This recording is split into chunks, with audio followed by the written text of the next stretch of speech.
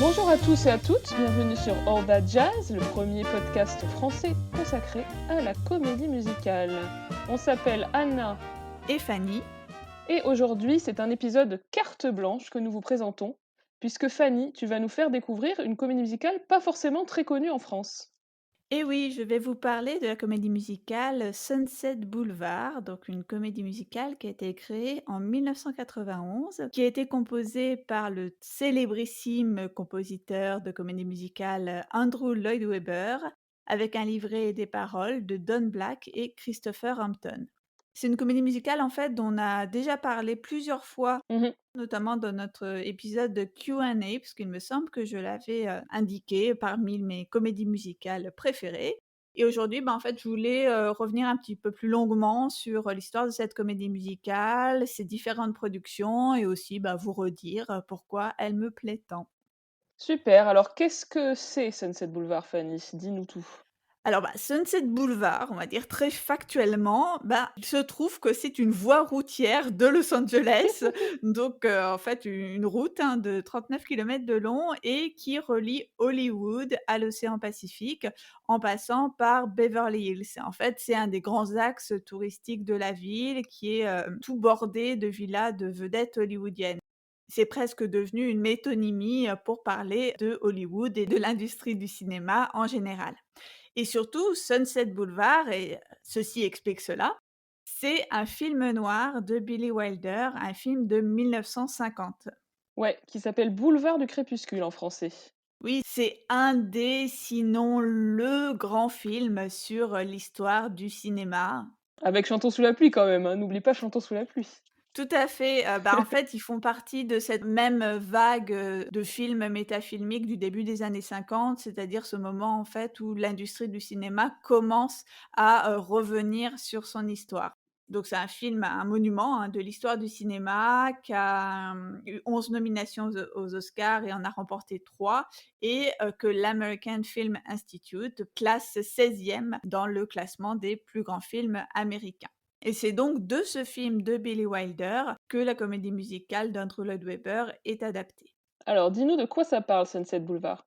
Sunset Boulevard, ça raconte l'histoire de Joe Gillis, qui est un scénariste, un petit peu, sans le sou, si on peut dire, et qui va se retrouver en fait par hasard dans la maison de Norma Desmond, qui elle est une ancienne vedette du cinéma muet, qui vit à présent recluse chez elle.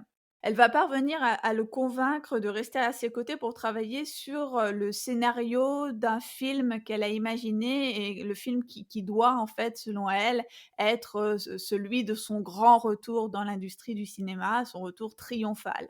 Au fil du temps, au fil de leur cohabitation, leur, relation devient, on va dire, de plus en plus exclusive, hein. Elle le tient de plus en plus sous sa coupe, mais lui, en fait, il ça l'arrange bien parce qu'il vit, au crochet de cette grande star.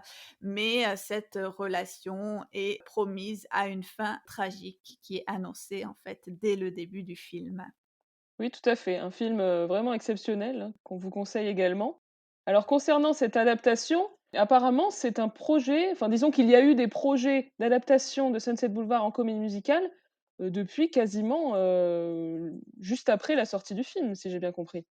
Oui, alors ça, je le savais pas du tout, hein, je l'ai vraiment découvert à l'occasion de la préparation de cet épisode. Mais en fait, dès les années 50, on a eu un projet d'adaptation en comédie musicale. Projet d'adaptation d'ailleurs mené par, Gloria Swanson, qui est l'actrice qui joue le rôle de Norma dans le film et qui d'ailleurs est elle-même une ancienne star du cinéma muet. Donc il y avait aussi quelque chose de tout à fait, auto-parodique, hein, dans Mmh. le fait d'avoir accepté de jouer ce rôle. En fait, elle a travaillé avec l'acteur, Richard Stapley et le pianiste Dixon Hughes sur une adaptation musicale puisque, en fait, Paramount, le studio qui, détient les droits du film, avait donné, son accord, on va dire de façon informelle, et donc elle a commencé à travailler sur ce projet avant que le studio finalement, à la fin des années 50, ne se rétracte et lui demande en fait d'arrêter, ce projet de comédie musicale. Apparemment donc, au début des années 90, donc en 94, après d'ailleurs qu'Andrew Lloyd Webber ait fait sa comédie musicale, Mmh. Dixon Hughes a fait une pièce sur cette, aventure, en fait, de travailler sur ce projet de comédie musicale de Sunset Boulevard. Une pièce qui s'appelle Swanson on Sunset et qui intègre une partie de ce sur quoi ils avaient travaillé à l'époque, avec Gloria Swanson. Et j'ai vu également que, aujourd'hui, enfin en 2020 en fait, donc tout à fait actuellement, il y aurait également un film documentaire en cours sur, cette aventure et ce Sunset Boulevard musical qui n'a jamais vraiment eu lieu, en fait. C'est méta de chez méta. Ça va bien avec le film. C'est clair. Et il y a une autre adaptation, en fait, qui a failli se faire, c'est en fait au début des années 60.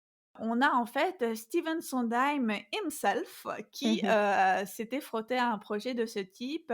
Il avait, esquissé en fait, une adaptation avec le librettiste Burt Shevelove. Sondheim et Chevlov, ils ont travaillé ensemble sur, A Funny Thing Happened on the Way to the Forum, une comédie musicale, qui a ouvert à Broadway en 62 et ensuite ils ont travaillé sur The Frogs dont on a parlé dans l'épisode mythologie grecque. J'aime bien toujours, rappeler d'autres épisodes. Bah, je pense que ça devait être à peu près à la même époque, hein, parce que ça devait être dans la première partie des années 60, Mmh. puisque dans ce projet d'adaptation, c'est Janet MacDonald qui devait jouer le rôle de, la star déchue et Janet MacDonald est morte au milieu des années 60, donc je Mmh. pense que c'était au début de la décennie et c'est assez rigolo, en fait, parce que Janet MacDonald, elle, c'était une grande star de la comédie musicale du début des années 30, donc voilà, encore une fois, c'était, choisir une star qui, était elle-même, déchue, Mmh. puisque c'était la star d'un genre qui, alors, n'avait plus vraiment cours, en tout cas la comédie musicale telle que l'incarnait, Janet MacDonald, c'est-à-dire la comédie musicale, très, opératique. Mmh. Donc en fait, travaillant sur ce projet, notre Steven Sondheim rencontre Billy Wilder et il est tout content de présenter, ce projet. Mais en fait, Wilder va un peu le doucher, hein, parce qu'il va lui dire, «Vous ne pouvez pas écrire une comédie musicale à propos de Sunset Boulevard, ça doit être un opéra». Il aurait rajouté, «After all, it's about a dethroned queen». Après tout, c'est à propos d'une reine, détrônée, enfin déchue, quoi. Mmh. Donc en fait, apparemment, c'est quelque chose qui a pas mal marqué Sondheim, au point de lui faire, immédiatement, abandonner le projet, au point que quelques années plus tard, il, refusera même la proposition de Hall Prince de composer de la musique pour un autre projet de remake qui devait avoir pour vedette Angela Lansbury, donc un remake où l'histoire aurait été un tout petit peu différente puisqu'il serait, agi, bah, justement d'une ancienne star de comédie musicale et non plus une ancienne star du muet.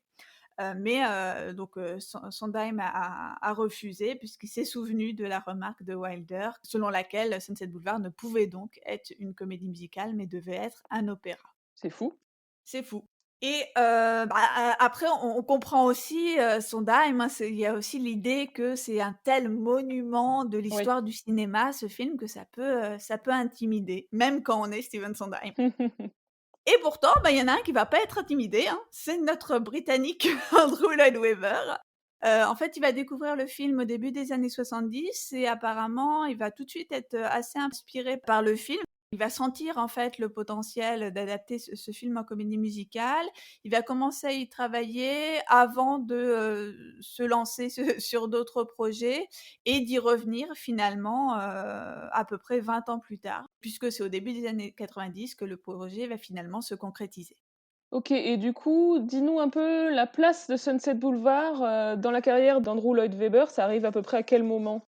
Bah, justement, au début des années 90, ça va être après les très grands succès, d'Andrew Lloyd Webber. Il va vraiment être au sommet de sa carrière, hein, puisque pour vous donner quelques repères, on va dire temporels, parmi les comédies musicales les plus connues de Lloyd Webber, on a Jésus-Christ Superstar, donc il fait donc au début des années 70, Evita en 76, Cats en 81 et Le Fantôme de l'Opéra en 86. Donc, Mmh. il y a une série de méga succès, populaires.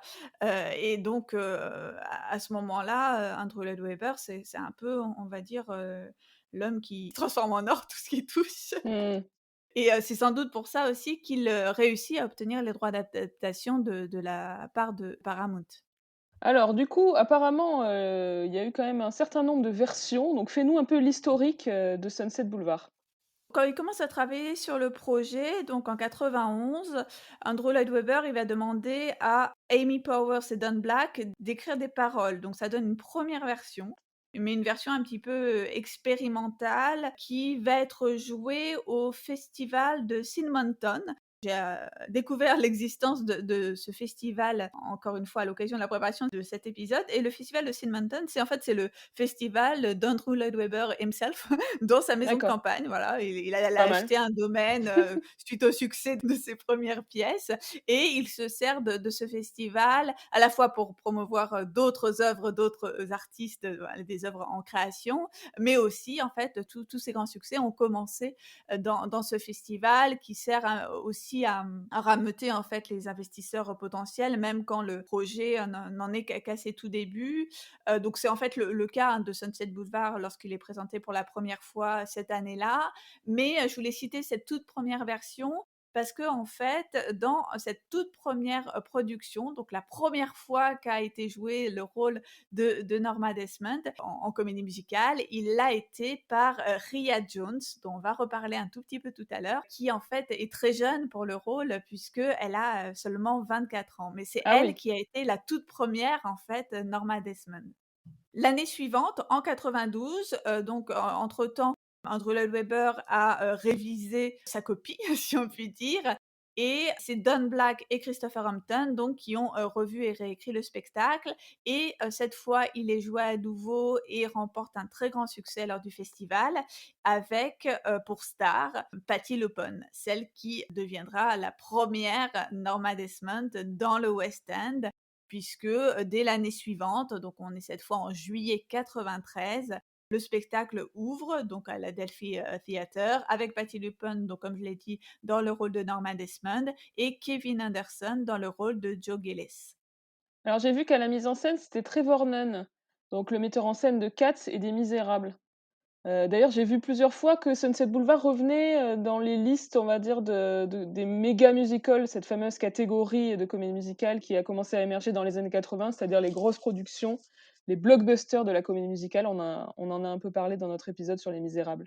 Oui, parce que ça va être donc, à la fois un très, très gros, succès, public, d'ailleurs surtout public, puisque la critique va, faire un petit peu la moue devant Mmh. certains aspects du spectacle, notamment l'idée que Andrew Lloyd Webber aurait un petit peu enlevé de la finesse et du cynisme qui était, celui du film de Billy Wilder. Bon, Mmh. ça nous étonnera, on va dire, pas trop de la part d'Andrew Lloyd Webber, et aussi je pense qu'on parle de Mega Musical dans le cadre de Sunset Boulevard à cause des coûts de production, de la pièce, puisque d'ailleurs dans le cas de la production, anglaise comme dans le cas de la production américaine dont je vais parler dans quelques instants, ce sont des spectacles qui même s'ils ont rencontré un gros succès public et donc généré de fortes recettes de billetterie, ils n'ont pas réussi à recouper leurs investissements initiaux compte tenu en fait des coûts de production absolument colossaux et je pense notamment aux décors, ce qui explique aussi que dans les productions, ultérieures et notamment dans les productions très récentes du spectacle,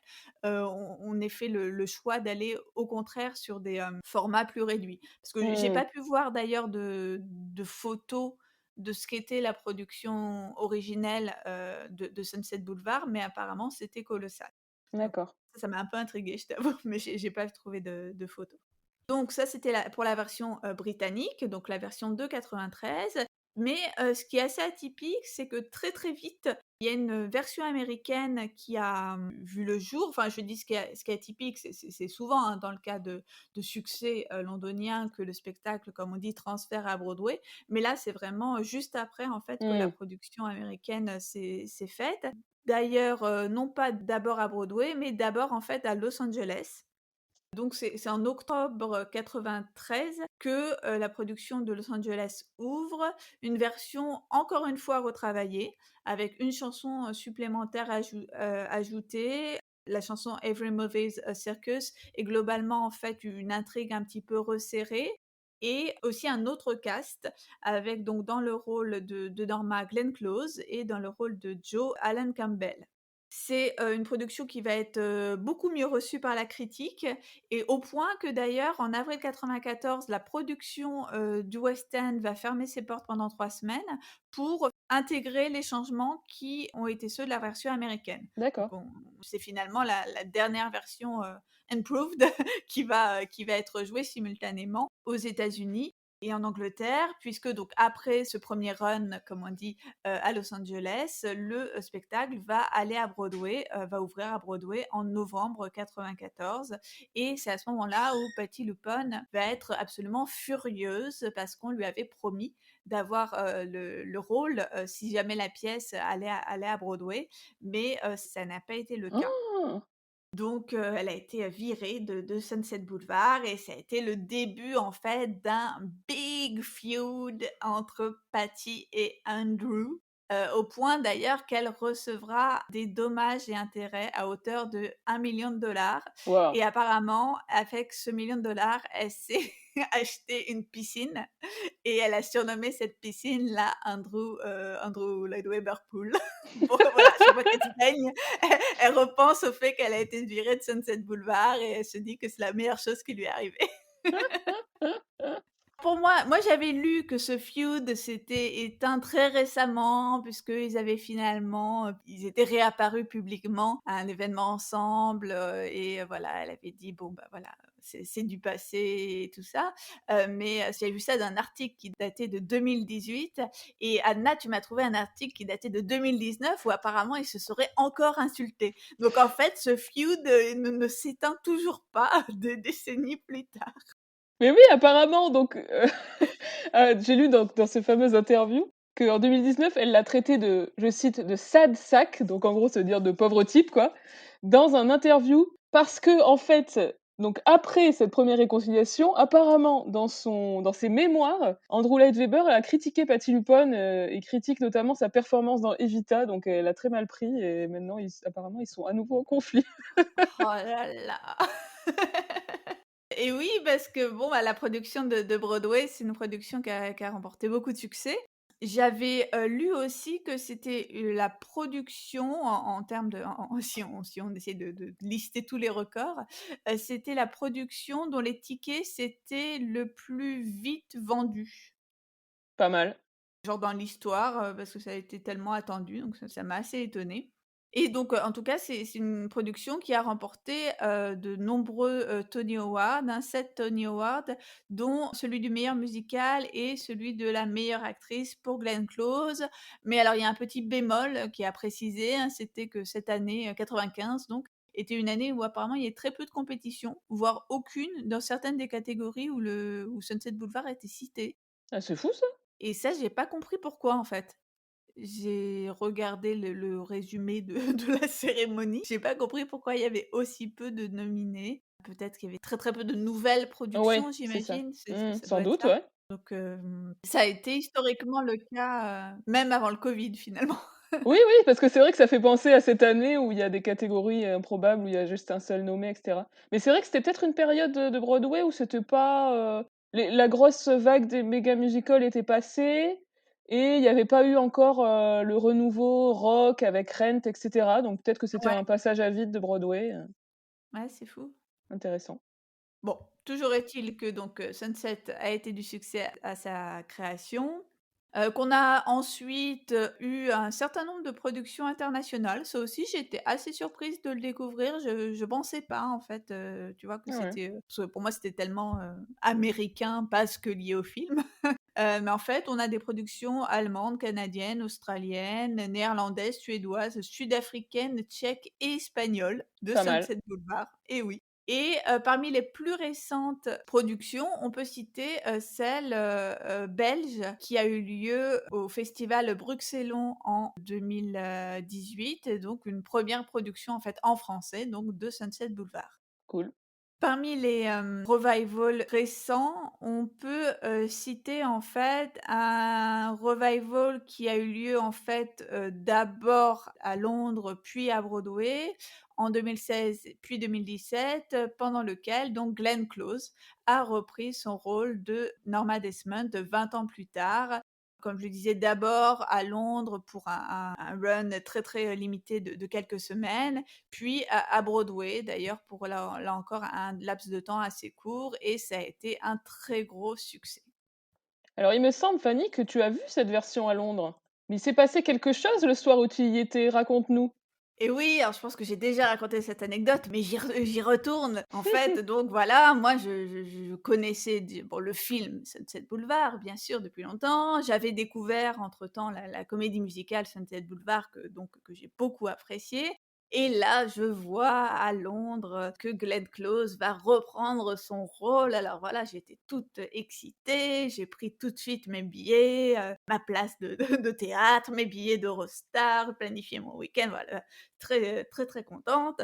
J'y vais, je passe une très bonne journée à Londres avant le avant le spectacle et j'arrive donc, toute contente et devant les portes du théâtre et là, quelle n'est pas ma surprise que de voir des affiches placardées devant, les portes du théâtre en disant: «Bah, aujourd'hui, Glenn Close est malade et ce sera donc la doublure qui jouera le rôle». Vous savez, comme dans les comédies musicales, hein, il y a toujours Eh oui, c'est vrai. ce truc au pied levé, on la remplace par une inconnue.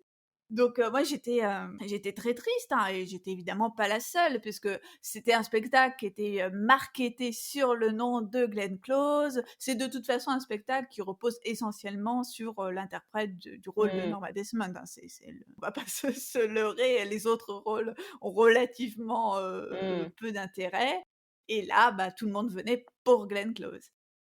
Et donc là, drame, hein, plein de gens qui veulent se faire rembourser, qui Ah tirent ouais. au scandale. Je crois qu'il y avait même des gens qui pleuraient. Je crois pas que j'invente, hein, je te jure, je crois qu'il y avait des gens qui pleuraient. Donc bon, bah, moi j'étais un peu déçue, mais voilà, donc je vois qui est-ce qui joue le rôle à sa place. Eh bien, c'était justement Ria Jones, celle Mmh. dont je vous parlais tout à l'heure et qui avait donc joué le rôle, la toute première fois. Donc j'étais, déçue au tout début, mais en fait, dès qu'elle est arrivée, Ria Jones, j'en avais presque oublié Glenn Close, hein, parce qu'elle était absolument formidable. Et d'ailleurs, en fait, si je m'étais renseignée un petit peu à l'avance, sur le spectacle, je me serais aperçue que c'était pas la 1re soirée où, Glenn Close était malade, puisqu'elle a été, malade, je crois, D'accord. 3 ou 4 soirs quand même. Je pense que le mauvais temps britannique ne lui a pas réussi. Et en fait, donc c'était pas le premier soir, mais le premier soir, Ria Jones avait vraiment eu une standing ovation, de dingue et d'ailleurs le soir où j'y étais aussi, hein, mais on va dire qu'elle avait déjà, conquis le public londonien depuis quelques soirs et donc c'était vraiment super, hein, performance, exceptionnelle et de manière, un peu plus générale sur la production, moi j'ai pas forcément remarqué que c'était comme on dit, hein, semi-stage, donc c'était, je sais pas trop comment traduire cette appellation, mais ça serait, pour désigner en fait une mise en scène vraiment minimaliste. Moi, j'ai D'accord. pas trop remarqué le côté minimaliste, hein, je t'avoue, donc c'est pour ça que je me dis: «Mais qu'est-ce que devait être la Ouais. production originale?» J'ai trouvé ça très beau et qu'on se représentait bien, en fait, tout le luxe des studios, même si évidemment il y avait pas, effectivement des masses de décors, sur scène. Il y avait un usage assez intelligent, je trouvais, des projections pour, recréer l'atmosphère hollywoodienne. Je me souviens que j'avais dit, à l'époque où on faisait la critique de la comédie musicale Chantons sous la pluie qui s'était jouée au Châtelet, que j'avais trouvé l'emploi des projections particulièrement tarte. Oui. Mais, là, ça m'a pas du tout choquée, en fait. J'ai trouvé que c'était plutôt bien fait et que ça replongeait bien, en fait, dans l'atmosphère des studios hollywoodiens, des années 50. Et oui, je voulais juste préciser en fait que c'était suite à ce remplacement que Ria Jones avait été, repérée en fait par, Jean-Luc Choplin du Théâtre du Châtelet et c'était ça en fait qui lui avait donné l'idée de la caster ensuite dans la comédie musicale, 42nd Street Oui. qui s'est jouée à Paris et aussi que suite à cette, on va dire, cette reprise convaincante du rôle, elle a été Norma pour, une version tournée en fait qui a eu lieu, à travers le Royaume-Uni. Trop bien, c'est complètement mérité. Voilà. Alors, parle-nous plus en détail de la pièce de Sunset Boulevard, son style, son écriture, tout ça? La structure déjà, il faut souligner que globalement, c'est très proche du film, en fait. Billy Wilder, qui était présent, d'ailleurs à l'ouverture, de la pièce à Londres, avait dit, la meilleure chose qu'ils ont faite, c'était de laisser le script tranquille, enfin, c'est-à-dire de ne pas toucher, au Mmh. script du film parce que ça colle vraiment beaucoup au film. D'ailleurs, j'avais revu le film relativement récemment, en tout cas, enfin, après avoir vu la comédie musicale sur scène et ça m'avait marqué combien c'était proche, en fait, du film initial. Et surtout, ça reprend en fait la structure en flashback du film puisque, c'est un film aussi, très célèbre pour le fait que, comme plusieurs, autres, films noirs célèbres, hein, c'est un film qui est donc raconté, sous forme de flashback. Donc on voit le début et on comprend, ensuite comment on en est arrivé là et c'est un film qui est raconté en fait par le personnage de Joe qui donc lance en fait un petit peu le récit et cette structure en fait c'est quelque chose de très cinématographique en soi, le flashback et aussi la voix off, hein, si on peut dire. Donc c'est assez inhabituel pour une œuvre sur scène. Ouais, c'est vrai. Donc du coup, bon là, je vais dire un truc, si vous voulez vraiment rien savoir sur Sunset Boulevard, bouchez-vous les oreilles ou avancez de d'1 minute dans le podcast, mais c'est vraiment le tout début, hein. Ça commence comme le film, sur la mort, de Joe, enfin du narrateur, protagoniste, c'est pareil, quoi. Oui, ça commence même en fait très précisément par la même scène, voire même on pourrait dire le même plan, même si c'est un peu bizarre de parler de plan, au théâtre, c'est-à-dire qu'on voit un corps qui flotte dans une piscine. Mmh.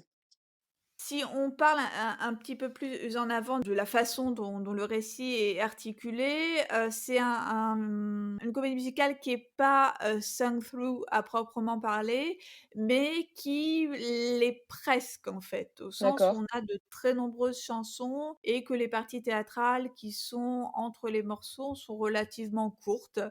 Et d'ailleurs, parmi les 2 gros enregistrements qui existent, à savoir la production originale de Londres et celle de Los Angeles, moi, j'ai une petite préférence pour celle de Los Angeles parce que il me semble qu'on entend un petit peu plus les, dialogues avant et après les numéros et du coup, ça donne une vue assez, complète du spectacle. Bon, même si évidemment il en manque un peu, mais tu vois, on se D'accord. rend vraiment pas mal compte de la structure du récit, comme, ils ont laissé un petit peu de ces parties dialoguées.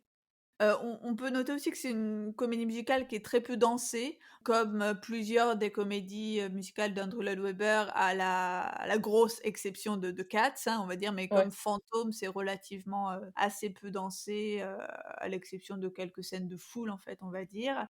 Et pour ce qui est du style de la musique, alors c'est vraiment une musique, là encore, comme souvent chez Andrew Lloyd Webber, très ample, pleine d'emphase et qui, là encore, colle plutôt bien avec tout ce faste de l'âge d'or des studios hollywoodiens hein, qu'on essaie vraiment de faire renaître sur scène. On pourrait même parler d'un style un petit peu symphonique qui évoque justement le style symphonique qui était en vogue au moment de l'âge d'or des studios. Apparemment, Andrew Lloyd Webber aurait emprunté, plusieurs morceaux à une comédie musicale qu'il avait fait, précédemment, ce qu'on appelle un mini musical, composé en 86 qui s'appelait Cricket, qui avait été écrit avec Tom Rice et qui avait été écrit à l'occasion des 60 ans, d'Élisabeth II, rien que ça. Et en fait, de ce Cricket, apparemment, il avait utilisé une partie des airs pour le musical, Aspect of Love, qui était son musical précédent, Sunset Boulevard. C'est un musical de 89 et donc l'autre partie de Cricket se retrouve dans Sunset Boulevard. Alors moi, ne connaissant pas Cricket, je peux pas vraiment dire, mais donc apparemment, il a recyclé une œuvre précédente, mais en tout cas, on peut noter, assez distinctement dans Sunset Boulevard la tendance d'Andrew Lloyd Webber à l'autoplagiat avec des, similitudes plus que troublantes en termes de mélodie entre, Sunset Boulevard et Le Fantôme de l'Opéra. Je pense, par exemple, beh, il y a vraiment plusieurs exemples possibles, hein, mais je pense par exemple entre les chansons As If We Never Say Goodbye dans, Sunset et Wishing You Were Somehow Here Again dans Le Fantôme de l'Opéra.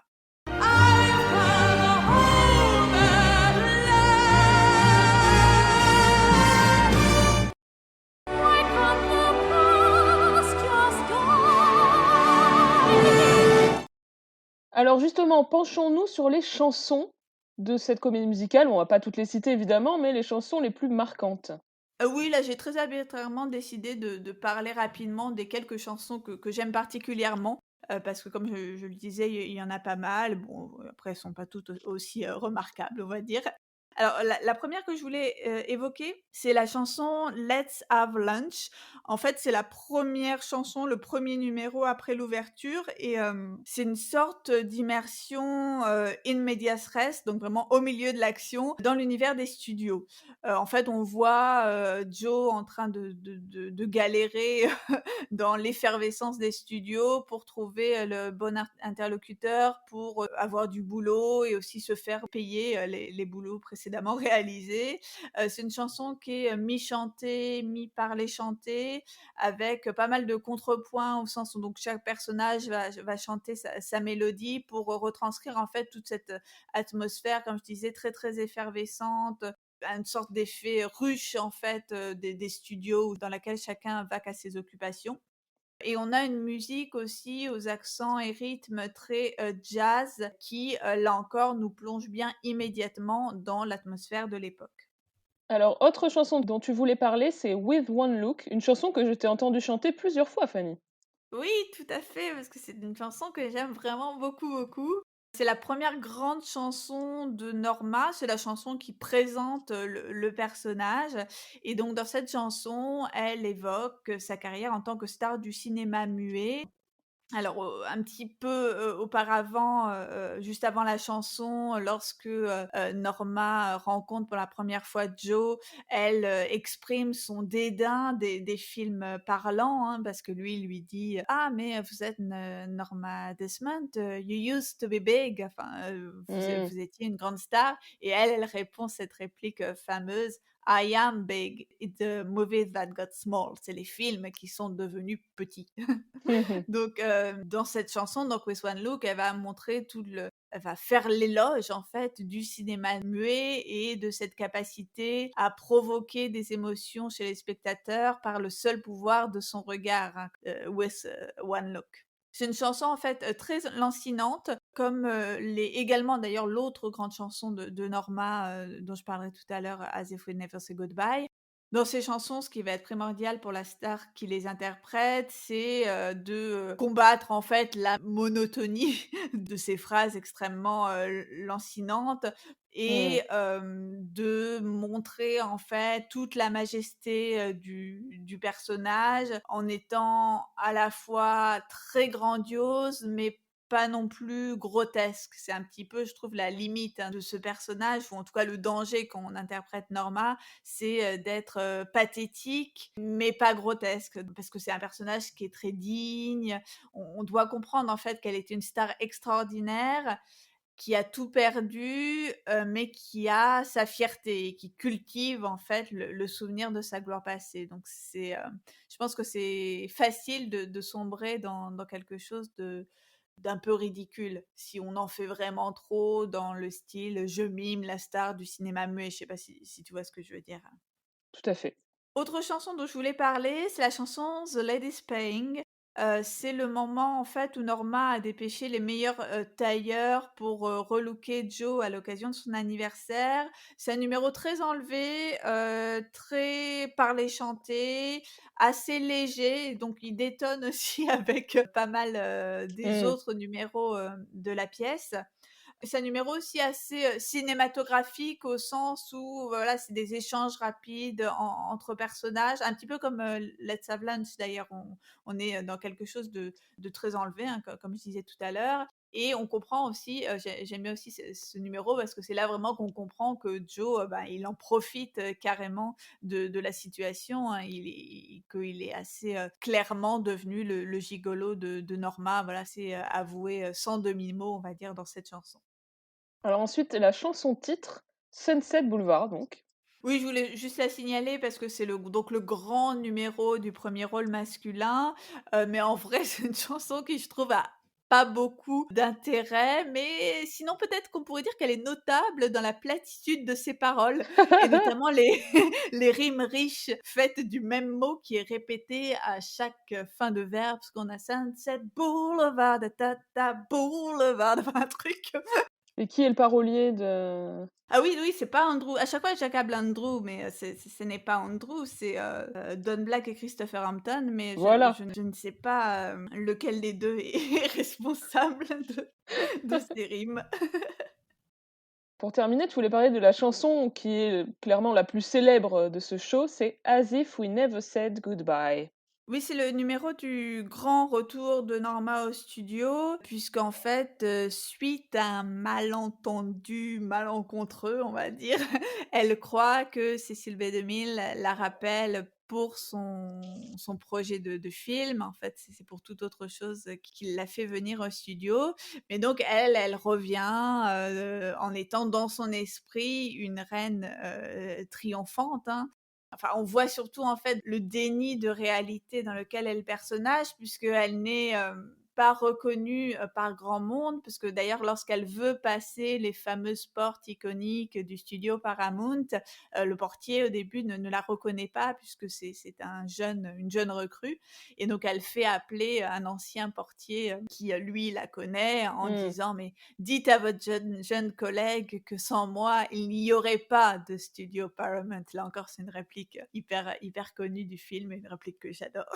Mmh. Donc elle va croiser, des techniciens en se frayant, hein, dans les plateaux de tournage et après elle va chanter, en fait, cette chanson «As if we never say goodbye» sur un plateau désert et donc c'est en fait un retour à la maison qui se fait aussi dans cette intimité du plateau qui lui appartient à elle seule et là encore, en fait, ça va jouer sur la capacité de l'interprète à faire renaître ses souvenirs à partir des objets qu'elle voit sur le plateau. Donc, elle désigne les différents éléments d'un plateau de cinéma et comment, dans son souvenir, ça les transforme en fait en choses merveilleuses.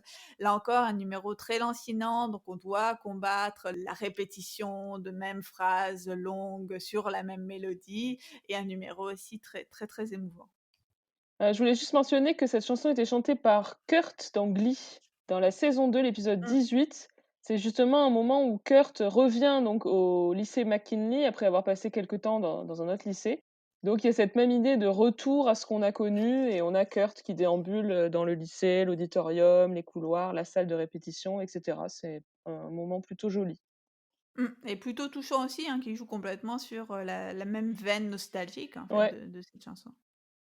Alors, je voulais, simplement, rappeler, c'est une partie que j'ai intitulée «Pourquoi je kiffe tellement cette comédie musicale». En fait, je voulais, redire, 2 petites choses. D'abord, bah, sur l'univers, des studios. Moi, ça m'étonne pas tellement qu'il y ait eu des projets d'adaptation en comédie musicale si tôt après la sortie, du film en 1950, parce que c'est un projet c'est un film qui suscite tellement l'imaginaire par tout ce qu'il véhicule sur la mythologie des studios hollywoodiens, que ça en fait un parfait, sujet pour une comédie musicale, hein. Parce que je pense pour les comédies musicales, elles se déploient d'autant mieux qu'on est sur, ces sujets particulièrement riches qui font appel à notre, imaginaire et là on est totalement dans ça, donc on fait renaître cette ambiance des studios. Donc moi évidemment, c'est un peu les mêmes raisons pour lesquelles j'adore Chantons sous la pluie, hein, parce qu'avant tout c'est un film sur le cinéma, bah, c'est pareil pour Sunset Boulevard Mmh. et je pense que c'est une matière idéale en fait pour la comédie musicale qui est un genre, hein, qui par définition célèbre, le spectacle. Donc je voulais dire qu'un des grands aspects, une des grandes raisons pour laquelle j'aime tant Sunset Boulevard, la comédie musicale, c'est que ça nous replonge dans cette atmosphère des, studios hollywoodiens que j'aime tant et je voulais aussi évoquer, le personnage de Norma. Je trouve que c'est un très beau rôle, hein, c'est aussi pour ça que j'ai personnellement essayé de chanter, un certain nombre des chansons. Je trouve que c'est un rôle qui à la fois est très plaisant à jouer parce qu'on peut en faire des tonnes, mais tout en essayant de garder une certaine, subtilité et c'est un personnage, je pense, un peu plus complexe qu'il n'y paraît, au prime abord puisque, voilà, elle a un petit peu cette, fêlure qu'on comprend aussi, au fil du film d'ailleurs, comme de la comédie musicale, hein. C'est un personnage, je pense, dont la complexité ne se révèle, qu'au fur et à mesure parce qu'au début, on peut juste se dire: «Mais elle est complètement fêlée» et c'est Mmh. tout, quoi.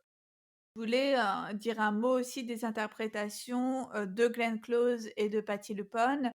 Non que j'estime qu'il faille absolument choisir un camp entre les 2, mais je trouve que justement, à choisir entre les 2, je pense que malgré tout l'interprétation de Glenn Close me semble, légèrement, meilleure. OK. Donc, j'espère que Patty ne va pas déclencher avec moi un feud Ouais, là, c'est mal monumental. barré. On n'est pas à l'abri, hein, je sais qu'en disant ça, je ne suis pas à l'abri.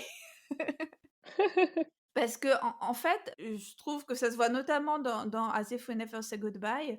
Patti LuPone, elle fait trop du Patti LuPone, au sens où ça devrait être toujours, très beau, très systématiquement vibré, tu sais son vibrato qu'elle fait vraiment à toutes Mmh. les sauces et en fait, ça combat pas tellement, hein, le ce côté, mécanique de la mélodie et de la chanson. Tandis que Glenn Close qui, sans doute parce qu'elle est moins absolument virtuose dans le chant, le joue un peu plus justement à mon sens. D'accord. Enfin, je dis ça parce que j'ai quand même pas mal écouté les les 2 versions et je pense que c'est quand même plus subtil dans l'interprétation de Glenn Close que de celle de Patti LuPone. Et d'ailleurs, Ria Jones était aussi, dans une certaine subtilité, une certaine retenue en fait, par rapport à Patti qui, bon, on la connaît Patti, hein, elle en fait des caisses, hein, c'est ça On peut son le problème. dire.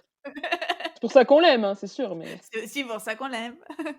pour finir, les projets d'adaptation de cette histoire, ne sont toujours pas finis puisqu'il y a un projet de film, donc adapté de la comédie musicale Sunset Boulevard. Et oui, en fait, dans la veine des films Hairspray, Sweet Charity, ou encore La Belle de Moscou, hein, donc des œuvres qui ont été d'abord des films, puis des comédies musicales sur scène et qui sont devenues des films Mmh. musicaux. On a donc un projet de film musical autour de, Sunset Boulevard. Mais en fait, c'est un projet qui est, un de ces projets qui, joue un peu aux arlésiennes. Bon, c'est pas Wicked, mais, quand même. Parce qu'en fait, c'est un projet qui aurait été annoncé dès 2005 par Paramount. En 2007, on aurait même évoqué les noms de Glenn Close, d'Ellen Page, Meryl Streep, Liza Minnelli ou encore Barbra Streisand. Alors j'avoue que Liza ou Barbara en Norma, ça fait quand même pas mal envie, hein. J'avoue, ouais, ouais. Mais bon, apparemment, c'est Glenn Close, hein, qui reprendrait éventuellement le rôle. D'ailleurs, en 2011, Andrew Lloyd Webber, il avait même parlé de Madonna pour, reprendre, OK. le rôle, mais apparemment elle répondait pas à ses appels. Celui Elle lui fait peut-être la gueule après le film Evita aussi, hein, c'est ça. Bon, en tout cas, le projet de film semble se concrétiser en 2019 puisque c'est, Rob Ashford qui aurait été choisi pour réaliser le film, donc avec Glenn Close qui reprendrait son rôle de Norma. La production devait commencer fin 2019, puis à l'automne 2020 et à nouveau repoussée apparemment à début 2021 en raison de la situation sanitaire. Donc, est-ce que le film est vraiment sur le point d'être tourné ou pas? On ne sait pas. Ouais, je sais pas, j'ai pas vu l'info, mais en tout cas, j'aurais bien envie de voir ça, donc allez, on y croit. Ouais, ça fait envie quand même. Mmh. Ouais, carrément. Il faut nous consoler de cette année écoulée en tournant plein de films musicaux. J'ai décidé et notamment Sunset Boulevard. Tu as bien raison. Eh bien, merci beaucoup Fanny pour cette présentation de cette comédie musicale que je vais courir, écouter plus attentivement. Merci à tous et toutes de nous avoir écoutés. N'hésitez pas à donner votre avis sur, cette comédie musicale si vous la connaissez, à partager, à liker, à nous mettre 5 étoiles sur Apple Podcast pour aider à notre référencement, tout ça, tout ça. On remercie nos partenaires, L'Écran Pop et Tony Comedy et on vous dit à très, très bientôt pour un nouvel épisode de All That Jazz. Salut, salut!